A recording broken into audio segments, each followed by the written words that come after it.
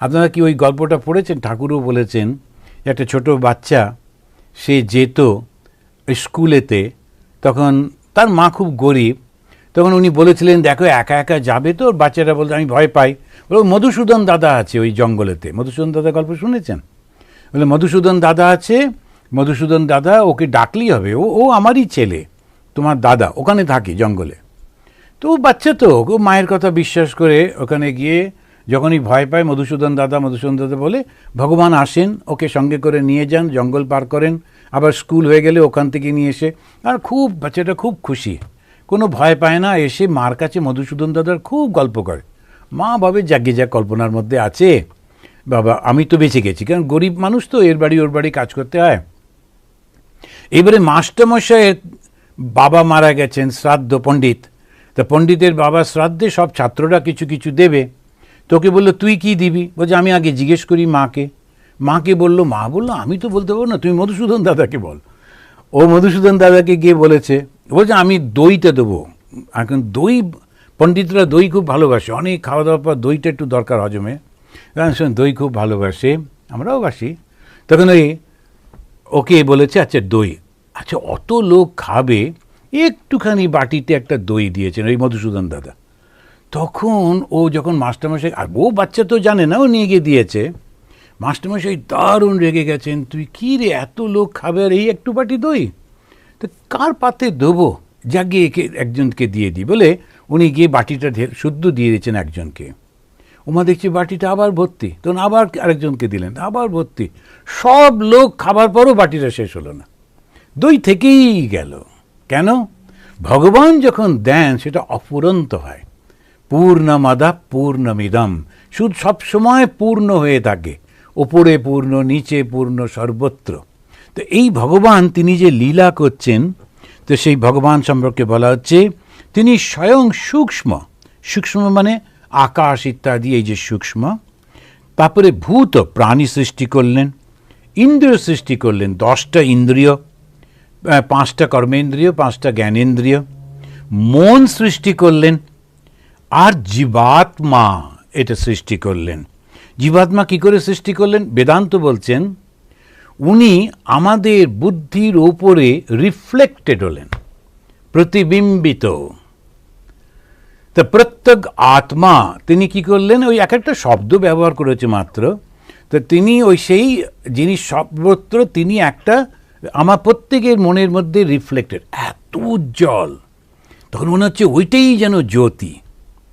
আমাদের যে বুদ্ধি, আমাদের যে মন, আর আমি করছি, একটু যেই বয়স হলো 8-10 বছর থেকে আমি করে যাচ্ছি, আর সেই আমিটা কে সেটা তো বুঝতে পারলাম না। সেই আমিটা কিন্তু ওই ভগবানের রিফ্লেকশন। ওইটুকু জানবার জন্যে আমাদের এত শাস্ত্রপাঠ, এত সাধুসঙ্গ, এত কিছু করা, এত ধ্যান জপ, শুধু ওইটুকু যে আমার ভেতরে ভগবানের রিফ্লেকশনটা আছে, সত্যি সত্যি না, রিফ্লেকশনেই আমি এতটা। তাহলে সত্যি হলে কি হবে? ভগবান শ্রীরামকৃষ্ণদেব আবার একটা গল্প বলছেন, একটা চোর চুরি করতে এসে এবার পাড়ার লোক জেগে গেছে, হই পড়ে গেছে, খুঁজছে সবাই। ও তখন কোথায় পালাবে, সব লোক ঘিরে খুঁজছে। তখন ও দেখলো সব গ্রামের লোকেরা এক জায়গায় রান্নার পরে ছাইটা এক জায়গায় এনে ফেলতো, একটা বড় গাছের তলায়, ওই তখন কাঠের রান্না তো।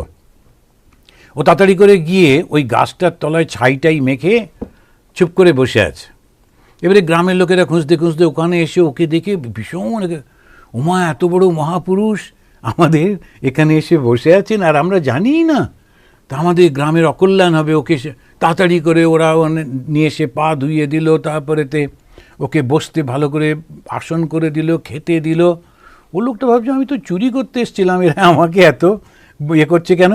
তারপরে বুঝলো যে ওরা ওকে সাধু মনে করেছে, সেই জন্য এত ভাবছে। তো বেশ 2-3 দিন আরাম করে থাকলো, খাওয়া থাকা সব কিছু, এখন উঠতেই হয় না, মুখ একটু কিছু বললেই সবসময় জিনিস এসে যাচ্ছে। তখনও মনে মনে ভাবছে আমি সাধুর ভান করেছি, আমি তো সত্যিকারের সাধু নই, সাধু সেজেছি, তাতেই এত মর্যাদা, এত সব কিছু। আর যদি সত্যিকারের সাধু হই তাহলে কতটা পাবো। তো যারা একটু ধ্যান করেন, ধ্যানের মধ্যে ওই আনন্দটা পান, যারা একটু পুজো করেন, পুজোর মধ্যে আনন্দ পান, তারা তখন মনে করেন যে এইটুকুতেই এতটা পাচ্ছি। আমরা যেমন একটু ঠাকুরের নাম করি, কত কি পাই। আমি রান্না করতে পারি না, সারা জীবন কেউ না কেউ আমাকে খাইয়ে যাচ্ছে সমানে। এখন এই সাধু হবার পর কোনো অসুবিধা, এই এদেশে এলাম, না আছে কুক, না আছে কিছু, একটা বড় রান্নাঘর, কিন্তু ওটাই পরিষ্কার পরিচ্ছন্ন রান্নাঘর, কখনো রান্না টান্না হয় না। প্রতিদিন কোনো না কোনো কেউ এসে খাবার দিয়ে যাচ্ছে। এখন এইটা কেন? অন্যদের তো দেয় না, আমাকে কেন দিচ্ছে? কেন? ঠাকুরের নামে আমি সংসার ত্যাগ করেছি বলে। তা এতটা পাচ্ছি যদি ঠাকুরের নামে, সত্যি সত্যি যদি ঠাকুরকে পেতাম তাহলে কি হতো? এইরকমভাবে ওর মধ্যে মনে হচ্ছে অন্তর্যামী রূপে তিনি রয়েছেন, রিফ্লেক্টেড যে আত্মা, তাতেই যখন আমার এত সত্যি সত্যি, তাহলে ওনাকে যদি জানতে পারি তাহলে কীরকম হবে। তখন এরকমভাবে ওরা আমাদের আলোচনা করব। আমাদের এখন একটু স্মরণ করিয়ে দিচ্ছি,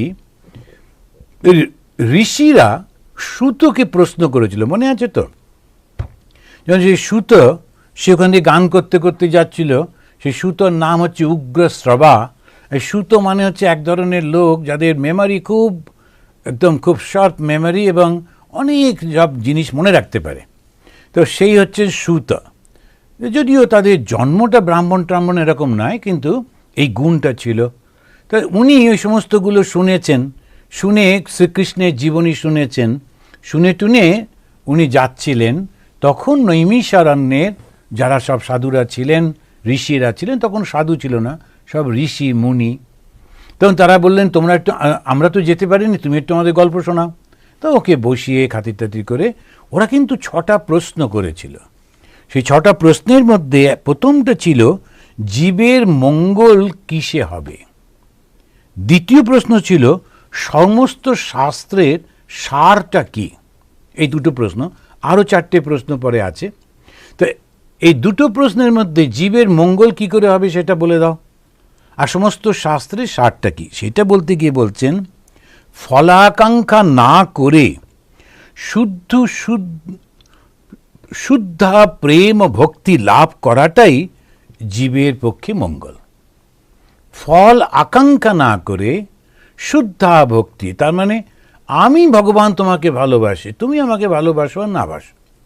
এই ভগবানকে আমরা এরকম দামি শাড়ি দিলাম মহারাজ, তবু এরকম হলো এরকম হলো। এখন তো শাড়িটা ফেরত পাওয়া যাবে না, দেওয়া হয়ে গেছে যখন, কিন্তু খুব একদম বিরক্ত, না পরের বারে এত দামি দেবো না, কারণ কি ঠিক ভগবান কিছু দিচ্ছেন না। কিন্তু সেরকম না, আমি যতটুকু আছে দেবো।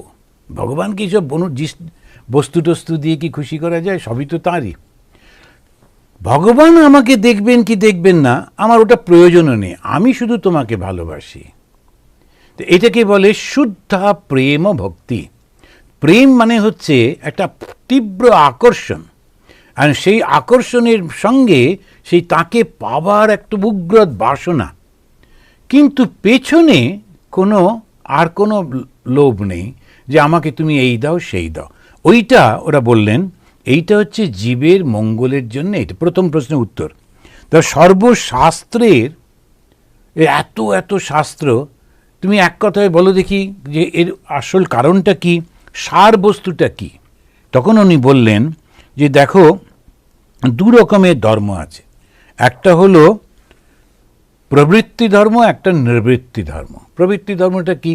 যেটা আমরা স্বর্গেতে যাব এই ইচ্ছা করে, স্বর্গ মানে একটা বেশ ভালো জায়গা, ভোগের জায়গা, সেখানে যাব, ওখানে থাকব, তো সেইখানেতে তার জন্যে ও কিন্তু ভগবানকে ডাকছে, সেইটা যদি হয় তাহলে প্রবৃত্তি।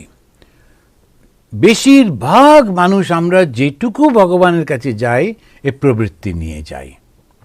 তো সেই জন্যে আমি অনেক দিন আগে দক্ষিণেশ্বরের মা কালীর দেওয়ালে, আজকাল তো মানে কাছে যাওয়া যায় না, তো ওখানে তখন তো একটি মেয়েকে দেখেছিলাম, লিখেছিল কি নাম ভুলে গেছি, যে মা আমি এবারেতে স্কুল ফাইনাল পরীক্ষা ফাইনালটা দেবো, তুমি কিন্তু আমায় আশীর্বাদ করো, আমি খুব ভয়ে ভয়ে আছি যাতে ভালোভাবে পাশ করি বলে তার নাম দিয়েছে, আর একেবারে তার ফুল ঠিকানা পিনকোড সহ, যাতে মা ভুল করে একই নামে অনেকে হতে পারে, তো সেই জন্যে পরে একেবারে পিনকোড দিয়ে দিয়েছে।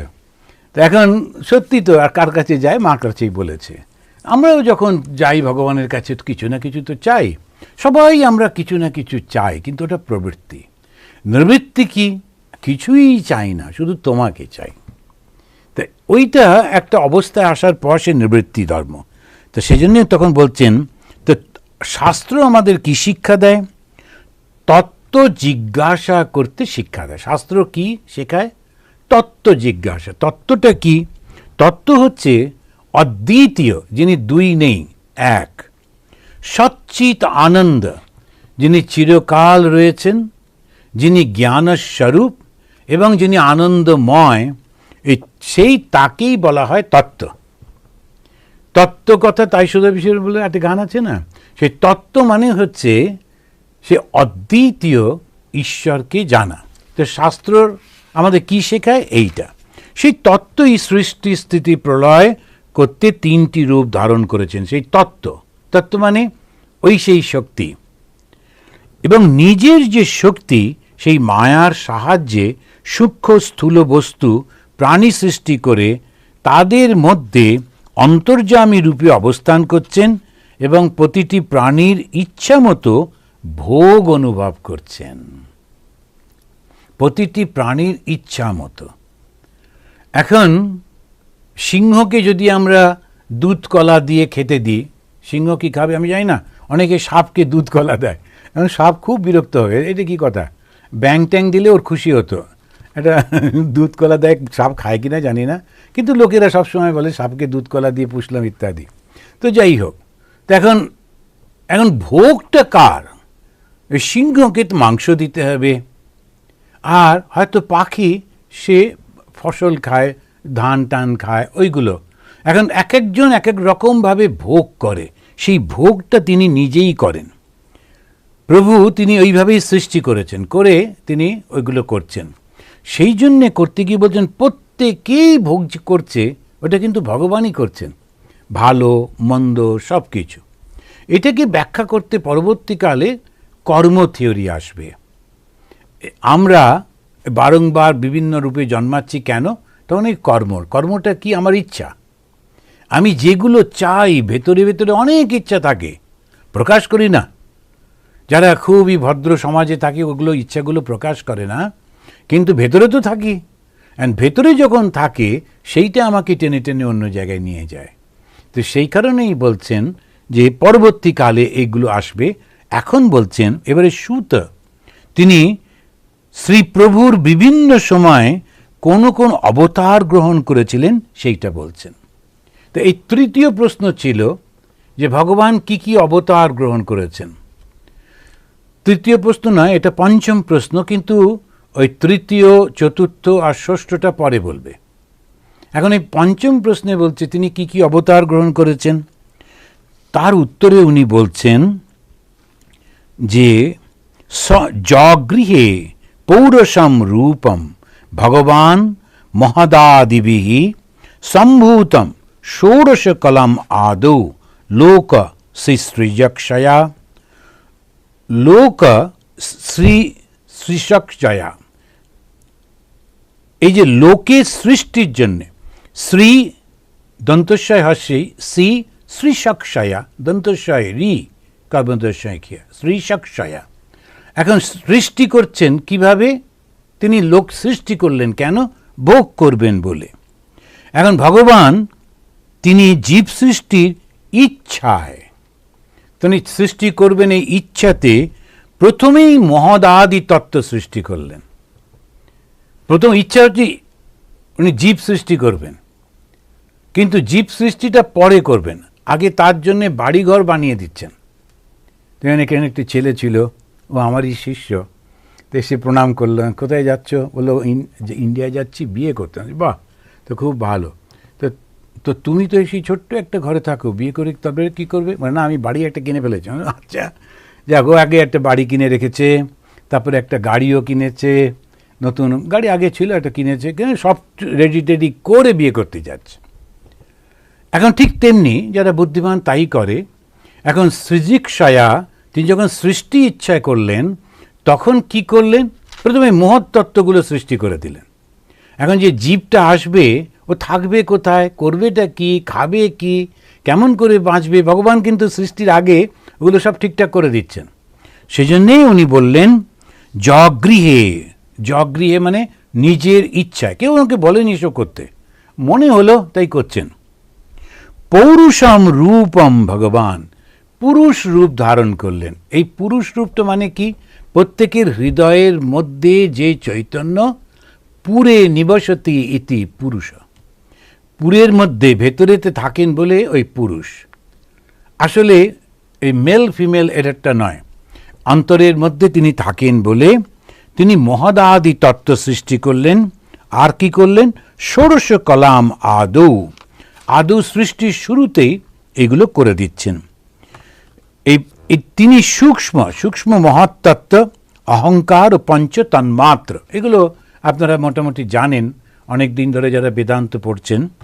মহত্তত্ত্ব হলো, অহংকার তত্ত্ব হলো, আর পঞ্চ তন্মাত্র সৃষ্টি করলেন।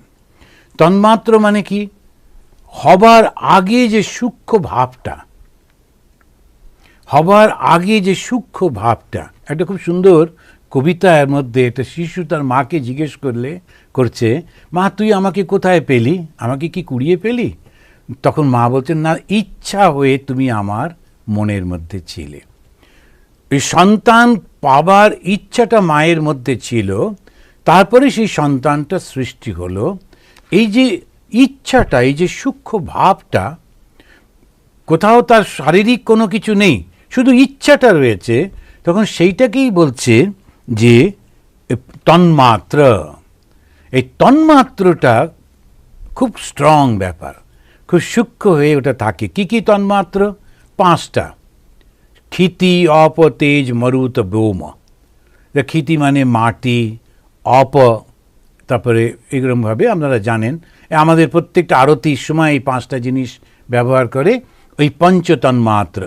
কিন্তু পঞ্চতন্মাত্র সেটা হচ্ছে হবার আগের অবস্থা। এবারে 10 ইন্দ্রিয়, 1টা মন, আর 5টা মহাভূত। মহাভূত মানে ওইগুলোই পঞ্চমহাভূত। তো এই যে ক্ষিতি, অপ, তেজ, মরুত, ব্যোম, এটা মহাভূত। এইটা দিয়ে ষোড়শ কলা, 16টা কলা হলো। দেখবেন এই যখন পুজো হয়, দুর্গা পুজো টুজো, তখন এই ষোড়শ প্রচারে, ষোড়শ প্রচার মানে কি, 16টা উপচার থাকে। 16টা উপচার, তার মধ্যে একটা ধুতি রয়েছে বা একটা বস্ত্র থাকে, তারপরে খাদ্য থাকে, জল থাকে, ফুল থাকে, ধূপ থাকে, তারপরে আলো থাকে, এসব 16টা বস্তু থাকে। তেমনি ওই ষোড়শ কলা দিয়ে, এই ষোড়শ প্রচার কেন করা হলো? এই ষোড়শ কলা ভগবান সৃষ্টি করলেন। এই ষোড়শ কলা দিয়ে, ষোড়শ কলাটা কি, 10টা ইন্দ্রিয়, 5টা কর্মেন্দ্রিয়, 5টা জ্ঞানেন্দ্রিয়, তারপরে মন একটা রয়েছে, আর 5টা এই মহাভূত।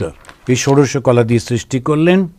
করবার পর ভাগবতের প্রথম স্কন্ধ 3য় অধ্যায়ে শুরু থেকে তিনি বিভিন্ন রূপে অবতারত্বের কথা বলছেন। আমি জানি না অবতারত্ব এবারে আমরা পৌঁছতে পারবো কি না, কেননা বোধহয় আগামী মাসে আবার যেতে হবে, কেন সময় হয়ে গেল প্রায়।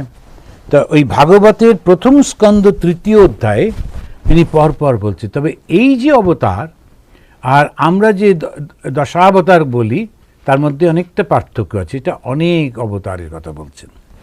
তো সর্বপ্রথম তিনি কি করলেন, বিশ্বম সৃজাম পতিহি ব্রহ্মা আসিত। এবার তিনি নিজে তো সৃষ্টি করবেন না, তখন তিনি কি করলেন, তিনি নিজেই ব্রহ্মাকে সৃষ্টি করলেন। নারায়ণ স্বয়ং, আমাদের তখন আমরা কল্পনা করি একটা ক্ষীর সমুদ্র। ক্ষীর সমুদ্র কেন? তার কারণ হচ্ছে, এটা কারণ মানে সব থেকে দামি।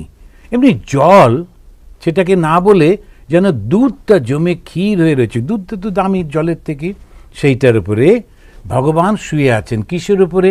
সাপের উপরে শুয়ে আছেন। বাসুকি, এই বাসুকিটাকে আসলে যোগযুক্ত হয়ে আছেন।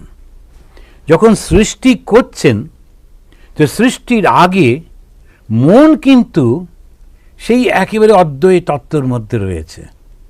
সেই জন্য তিনি ওই সাপ মানে হচ্ছে যোগের চিহ্ন। এই হিন্দুরা এত বেশি সিম্বল ব্যবহার করেছে, এখন নিজেরাই কনফিউজড হয়ে গেছে হয়ে এখন শিবের গলায় সাপ, এখন যে বেচারি সিনেমাতে পাঠ করে তার গলায় একটা ঝুলিয়ে দেয়, আর সে সারাক্ষণ খুবই বিরক্ত হয়ে থাকে, ভয়ে ভয়ে থাকে। সাপের কোনো সম্পর্ক নেই, সাপটা হচ্ছে চিহ্ন।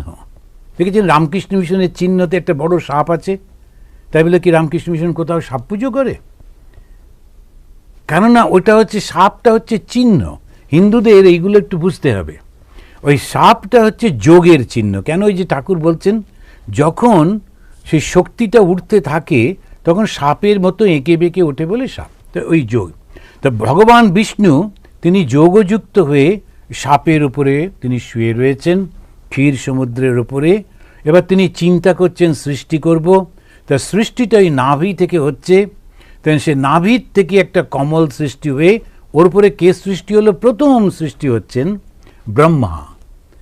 এবারে ব্রহ্মার রূপটা যদি দেখেন, ব্রহ্মা কিন্তু লাল একেবারে দেখতে। বিশেষ করে আমরা ব্রহ্মার ঠিক জানি না, কেননা ব্রহ্মার অত পুজো হয় না। ব্রহ্মার 4টে মুখ। কেন 4টে মুখ? কেননা 4টে বেদ আছে বলে, ওই আবার সিম্বল। তো এই যে রাবণকে বলা হয় দশমুখ রাবণ, এতে করে বিভৎস দেখাচ্ছে, তা কিন্তু না। রাবণের ওকে বলা হচ্ছে দশ মাথা, দশমুণ্ড। কেন দশমুণ্ড? 10টা লোকের বুদ্ধি রাখত, সেই জন্যে 10টা লোককে একত্রিত করলে যা হবে সেইটা হচ্ছে রাবণ, এত বুদ্ধি ছিল। যেমন স্বামী বিবেকানন্দ সম্পর্কে হার্ভার্ডের প্রফেসর তিনি যখন লিখলেন, এই আমাদের ইউনিভার্সিটি যত প্রফেসরকে এক করলেও এর বুদ্ধির কাছে আমরা কেউ না। এখন সেই রকমভাবে যে 10টা লোককে এক করলে যে বুদ্ধি হয় সেইটা হচ্ছে ওই রাবণের। তো এখানে ওই তিনি ওইরকমভাবে রয়েছেন, 4টে মাথা আর রক্তবর্ণ এই দেবতা সৃষ্টি হলো, উনি হচ্ছেন ব্রহ্মা। তো স্বয়ং নারায়ণ এবারে ব্রহ্মাকে সৃষ্টি করে বললেন, তোমার মধ্যে জ্ঞান দিলাম, এই জ্ঞান হচ্ছে 4টে বেদ, ঋক, সাম, যজু, অথর্ব, তুমি সৃষ্টি করো। তা ব্রহ্মা সৃষ্টি কি করে করবেন? প্রত্যেকটা সৃষ্টির আগে শক্তি প্রয়োজন হয়। ব্রহ্মার শক্তিকে সরস্বতী।